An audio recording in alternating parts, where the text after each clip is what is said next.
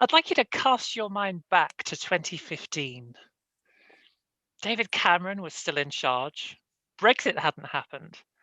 And if you'd used the words COVID-19, it wouldn't have meant a thing to anybody. I want to focus on how long ago this was. We've had 3 elections since then. Think where you were in 2015 and how much has changed for you in that time. 2015 was also the year in which Saudi-led forces began a brutal and devastating bombardment of Yemen. It's a bombing campaign that continues today. Almost immediately, there were serious and credible claims that Saudi forces were breaching international humanitarian law. One of the first high-profile atrocities of the war was the bombing of a refugee camp, which killed up to 40 people.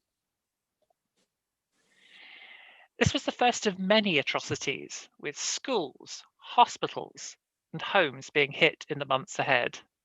And since then, there have been strikes on weddings, funerals, family gatherings, even a school bus. Sites of celebration, moments of mourning, school trips being turned into massacres. There is no doubt that UK-made weapons have played a key role in this bombing campaign. UK-trained Saudi personnel are flying UK-built aircraft and using them to drop UK-made bombs and fire UK-made missiles. It's impossible to know the total values of these arms sales, although an investigation by CAT and The Guardian found that BAE Systems alone, which is one of the principal suppliers, has made £15 billion in revenue from arms sales and services provided to Saudi Arabia in the time since the war began. This is a relationship that has been decades in the making, with successive governments providing an uncritical political and military relationship with the Saudi dictatorship. But really, they shouldn't be making these arms sales at all. On paper, arms export controls are pretty clear. They say that if there's a clear risk that a weapon might be used in a serious violation of international humanitarian law, which they all call IHL, then a weapon should not be sold. Since this terrible war began, Saudi forces have been accused of some of the most serious possible breaches of international humanitarian law. These accusations haven't just come from CAT or the peace movement. They've come from the United Nations expert panel, which had accused them of serious and systematic violations. They've come from Médecins Sans Frontières, they've come from Amnesty, Oxfam, 2 House of Commons committee, a House of Lords committee, and almost every reputable NGO with people on the ground in Yemen. The only people arguing otherwise are the Saudi royal family and the UK government. So CAT's view in 2015 was that improving arms sales, the government had to take a view on these allegations and whether they amounted to a pattern. This may seem like a really basic point, but it's one they failed to do. We believed then, as we do now, that any reasonable interpretation of the arms export guidelines should see an end to sales of weapons to the Saudi-led coalition. So of course we campaigned on the streets and writing to them, but in the end, in 2016, we were given permission to bring a case to the High Court. And in 2017, we lost in the High Court, which was a very disappointing decision, which we appealed in 2018.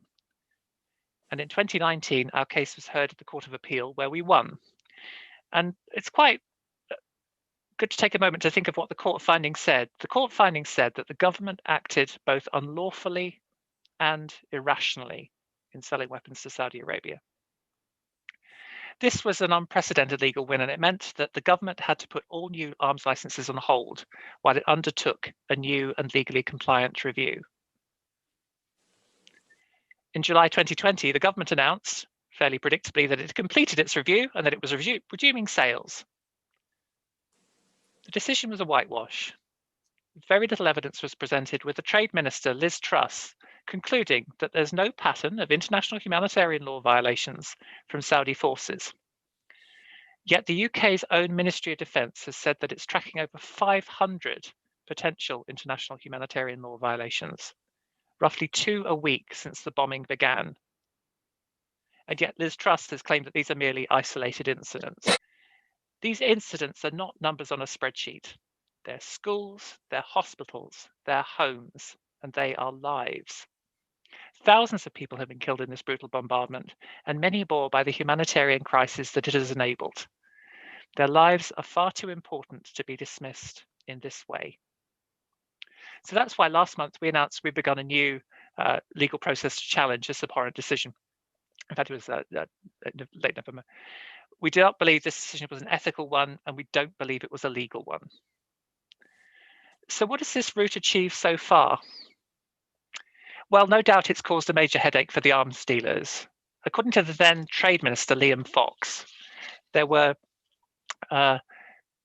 57 arms licenses under consideration at the time of the verdict. And it was revealed to the Committee on Arms Export Controls, which is called CAKE, which I always think is slightly disturbing, but anyway, CAKE, that over 500 applications have been processed since the decision to resume sales in July. It will also have been key in halting the new fighter jet deal that BAE Systems have been negotiating with the UK government and with the Saudi military.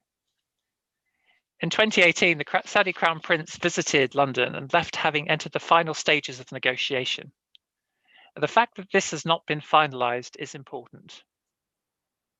It's also caused a lot of embarrassment for the UK government and for the Saudi regime, having exposed the way they do business and the immoral relationship between them. But this is not enough.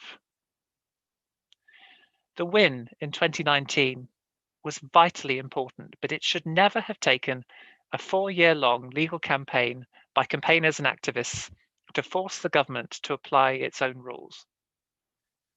Most of all, it should not have taken the lives of so many Yemeni people to force it. The UK government is not just an observer in this war, as we've heard from Andrew. It is an active participant. It has played a key role in enabling and exacerbating a massive crisis.